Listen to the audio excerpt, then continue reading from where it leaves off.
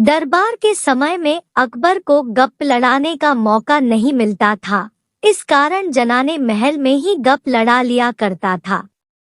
इसी समय में आपस की गोष्ठी भी हो जाया करती थी। यह बात सब पर विदित थी, जिस कारण बीरबल को जनाने महल में जाने की कोई मनाही नहीं थी। जब वार्तालाप करके बादशाह संतुष्ट हो जाता तो एक ऐसी नशीली चीज का सेवन कर लेता, जिससे कुछ समय पश्चात उसका चेहरा बदल जाता और बातें भी और की तौर करने लगता था। बीरबल नित्य अकबर की ऐसी दशा देखा करता, परंतु उसकी समझ में न आता कि दरअसल वह किस वस्तु का सेवन करता है। अकबर का नशा उसकी याददाश्त पर भी बुरा असर डालता था। ऐसी दशा में बादशाह अनेक भूले भी कर डालता था। एक दिन बीरबल के मन में उस वस्तु की जानकारी प्राप्त करने की सूझी। वह बीमारी का बहाना कर कई दिनों तक दरबार में नहीं आया। बादशाह ने एक दो दिन तो यह समझकर कि साधारण बीमारी होगी, उसकी कुछ खोज खबर न ली। परंतु जब सोचते सोचते 3-4 दिनों का अरसा बीता और वह नहीं आया, तो उन्हें बीरबल को देखने की इच्छा हुई। वे अपने चंद सिपाहियों के साथ बीरबल के मकान पर गए। जब उसे बादशाह के आगमन की सूचना मिली तो झट दूसरे दरवाजे से होकर बाहर निकल गया और लोगों की आंख बचाकर सीधे दरबार में जा पहुंचा। गुप्त मार्ग से जनाने महल में पहुंचकर उस नशीली चीज की तलाश करने लगा। जब बाहर उसका सुराग न लगा तो रखे हुए एक संदूक की चाबी की फिराक में पड़ा। देवा ताली चाबी मिल गई। वह एक कोने में अच्छी तरह छिपाकर रखी हुई थी। संदूक का ताला खोलकर उसके अंदर की चीजों को देखा।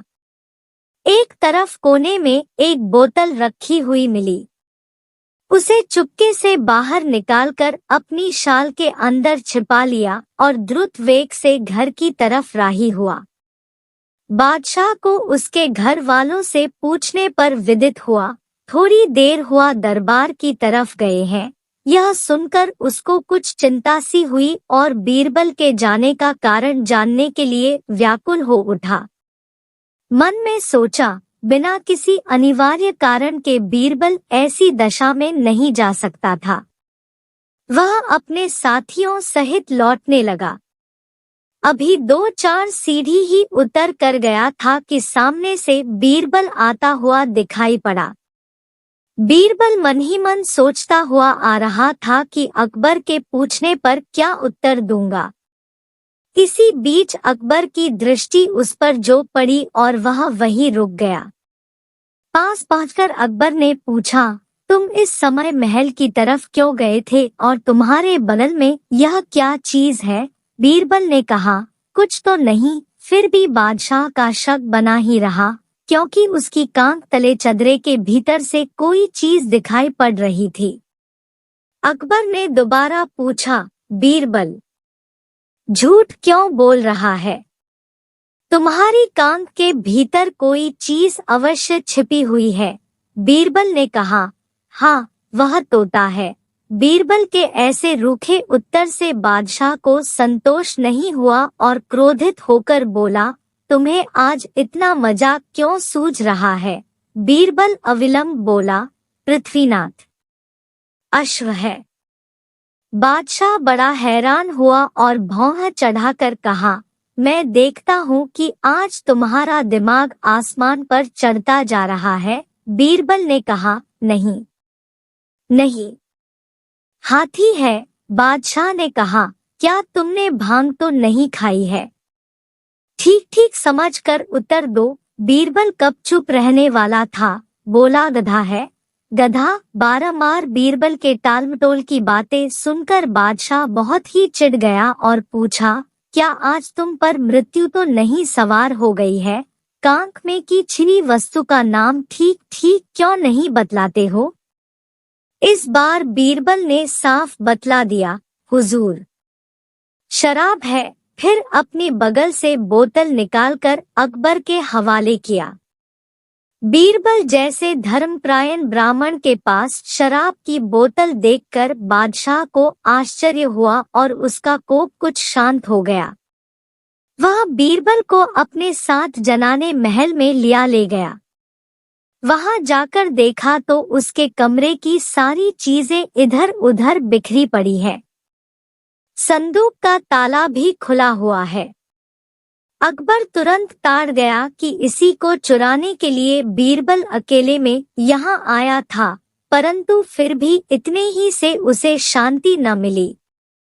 उसने विचारा कि यह तो हुई यहाँ की बात, रास्ते में बीरबल अनशन क्यों बतलाता था। तब वह बोला, बीरबल, मालूम होता है आज तुम कुछ नशा खा गए हो, नहीं तो ऐसी ऊटपटांग बातें कभी न करते। तुम्हारी कांख तले शराब की बोतल मौजूद थी, फिर भी तुमने उसे बैल, गधा आदि आदि कैसे बतलाया। बीरबल को अपना राज अकबर पर खोलने का मौका मिल गया और उसे इस ढंग से प्रकट करना प्रारंभ किया, पृथ्वीनाथ, न तो मैं नशा खाए हूँ और न मेरी बुद्धि ही भ्रष्ट हुई है।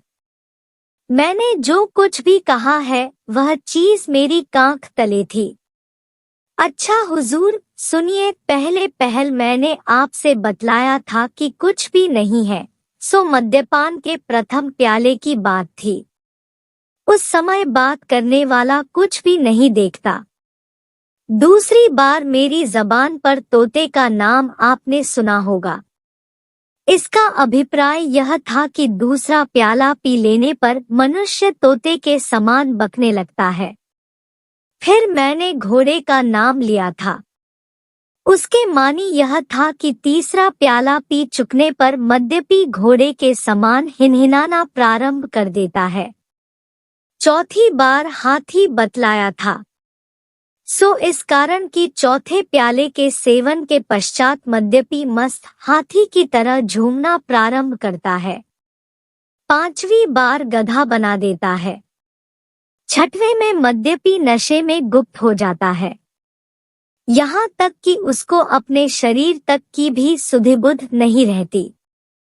यही कारण था कि अंत में मैंने शराब का नाम लिया था।